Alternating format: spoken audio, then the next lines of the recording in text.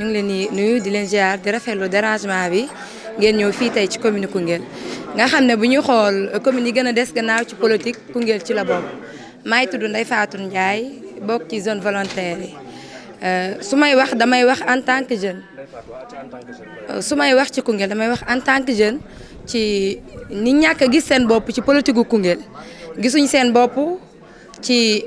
ñi fi toog ñi nga xam ne ñoom ñoo fi nekkal population bi soo gisee gisuñ seen bopp nag mooy que dañ leen talul Koungheul ñi fi teg ñu nekk maire taluñ Koungheul temps en temps lañ leen di gis su may wax daal foofu laay wax di wax tamit ci turu jigéen ñi sonn neen pour Koungheul jigéen ñi sonn nañ pour Koungheul gisuñu benn projet boo xam ne ci loxo maire la jógee jëm ci jigéen ñi su ko jigéen ñi gisee nañ ma ko wax gisuma benn projet boo xam ne maire moo ko yëkkati jox ko ne lii jigéen ñi moo tax wala jeunes yi gisuñ tamit kenn koo xam ne utal na la liggéey ñu ne benn ñaar jëm ci ñett gisuma ko. ñun en tant que ndaw li ñu Fanta defal bari na ndax boo xoolee estafam lim ci jël tey ci ay jeunes ñuy liggéey kenn mënu ko lim bari na torop. waaw maa ngi tudd Mansour Gueye bokk ci les jeunes bi nga xam ne mooy jeune COJER départemental bu Koungheul maay présenté wu tey. waa daje bi li ko waral du dara lu dul Koungheul ku ne xam ne jafe-jafe yu ñu nekk dañoo sonn gi nag dara waralu ko lu dul maire bi ñu fi teg liggéeyul parce que bu ñu lay teg ci dëkk day fekk nga tal ko mais boo talul dëkk doo liggéey ndax tey damay faral di wax ne woggu suuf bu daanoo ci kàmb tukkiwul dafa fekk ay bokkam kon nag bu ñu jox dëkk bi nañ fekk jox ki nga xam ne mos a jug ci ay bokkam ki mos a jug ci ay bokkam nag moom kenn rek lañ fi gis mooy koo xam ne ni c'est une dame koo xam ne ni dëkk bi moo ko ñor mais ndax tey doon góor doon ministre d'État dëkk bi di souffrir yi ñu toll nga xam ne mairie bi ñu nekk sax ñoom day senn kon yaakaar naa dëkk bi dafa Koungheul dafa war a dépasser fi mu nekk ndax tey ci guddi yooyu la ñu toll mais nañ jox ki nga xam ne moo tal dëkk bi mu def ko ndax président de la république wàccoo na ak ñun ndax lépp loo xam ne waroon nañu ci ay DG ak leneen jox ñu ko mais da ngay gis DG yoo xam ne seen kër bàyyi sax mënuñu koo peinture ñu fal fi DG bâtiment yoo xam ne ni nguuna sax tabaxuñ ko ci dëkk bi kon ñooñu seen bopp moo leen ñor kon nag nañ ñu jox ki nga xam ne ni dëkk bi moo ko ñor mais pas boppam moo ko ñor ndax tey koo xam ne ni waa président nee na mooy tànn nañ ko déglu ku ne xam ne président xam ne ku ko xam ne dafa am information ndax gëm nañ ñun ki ñu yaakaar gëm nañ ne kooku la ñuy tànnal ndax kooku def na ci dëkk bi loo xam ne kenn def ko fi bu ñu tànnalee nag koo xamante ni tey ñun gënul ci ñun ñun bu boobaa parce que bëgg nañ ko bëgg koo xam ne ni moo ñu forcé woon en 2014 ñu ànd ak ki ñu àndal waa ki ñu tànn kenn lañ gis koo xam ne ni suñu xel dal na ci moom te am nañ ci moom yaakaar te ku la jox añ jox la reer bu la diggee ndékki war nga koo gëm koo koy l'honorable député Fanta Sall waaw kooku mooy l'honorable député Fanta Sall waaw bu ñuy tànnalee Mayacine Camara ñu ngi lancé président un appel foofu yeggaguñu fa peut-être mënaguñ cee wax mais nag bu ñu ci yeggee gëm nañ ne moom bu tànnee ki nga xam ne ni mooy monsieur le maire Mayacine Camara parti bi dina am déception ndax li fi nekk mënu ko gagné bu ko tànnee dinañ am déception parce que mënoo nekk un maire nekk un ministre d'État mënoo def dara ci dëkk bi ça c'est impossible loolu dafa ëpp waaw kon compétence bi ñu doon xaar ci moom defu ko. ci li ñu dajale fii mooy jafe-jafe yi ñuy jànkuwante si dëkk bi tànk yaay. marché bi métti na jafe-jafe yi bëri na jafe-jafe yi ci marché bi salte na marché bi tilim na amuñ ndimbal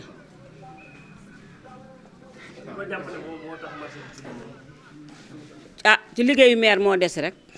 ci jafe-jafe yi ci Koungheul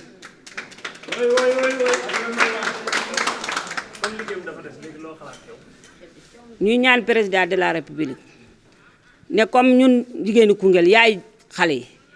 liggéey bi des na te booy liggéey te liggéey bi demul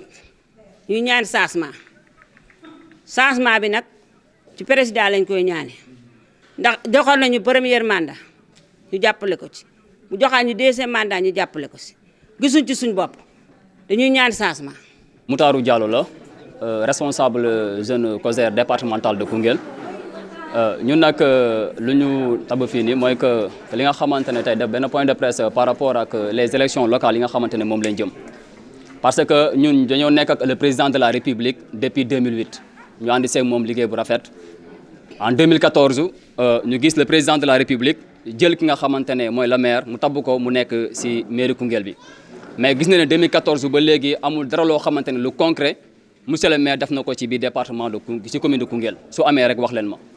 donc ci loolu nag loolu moo tax tey jeunes yi nga xamante ne ñu waa jeune COSER ñu dajoo pour wax li nga xamante ne tey kan la ñuy tabb pour nga xam ne moo nekk les maires Koungheul élection yi di ñëw.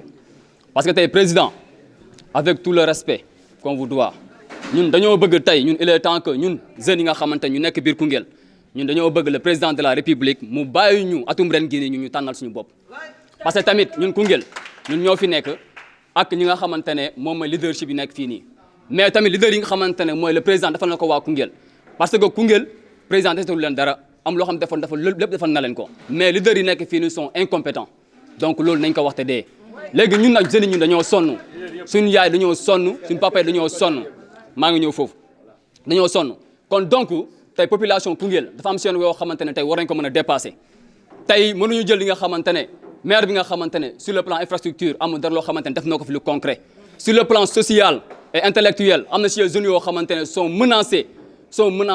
parce qu'il est en train de divulguer les mal de la population. loolu ñu dañ koy wax mën na ko pare pour calme mën nga ma kal mais lépp loo xamante ne injustice la mu nekk ci biir dëkk bi ñu dañu koy wax maire bi fi nekk il est incompétent moi je le dis haut et fort parce que mais quoi qu'on puisse dire nañu waxante dëgg honorable député Fanta Sall député la mais elle pouvait dire que je vais me limiter tout simplement aller à l'Assemblée plaider les personnes au niveau de l'Assemblée mais honorable a dit que je ne vais pas me limiter tout simplement à plaider ma population à l'Assemblée nationale mais je vais entrer dans les infrastructures honorable defal fi ay mini forage 6000 forages on a defal na ko ci département de Koungheul indi fi ñetti mosquée yoo xamante tabax na ko ci biir département de Koungheul des jumaa réfectionnés mu def ko biir département de Koungheul emploi jeunes mu dugg si dans tous les secteurs honorable dugal ci loxoom te mu nekk député mais ñu waxante dëgg parce que tey bu fekkente ne tey ñun Koungheul dañoo bëgg développement Koungheul non jeunesse bi suñu maire suñu paay nañ jël loxo joxo honorable député Fanta Sall. Je m'appelle Mamadou Sadio Barry. L'objet de notre rencontre, c'est de faire savoir au président de la République, son Excellence Monsieur le Président Macky Sall, que la population de Koungheul décide de soutenir la candidature de l'honorable député Fanta Sall à la mairie de Koungheul. De par son engagement, l'honorable député Fanta Sall reflète la politique et la vision du président de la République. Vu ses réalisations sur le plan éducatif,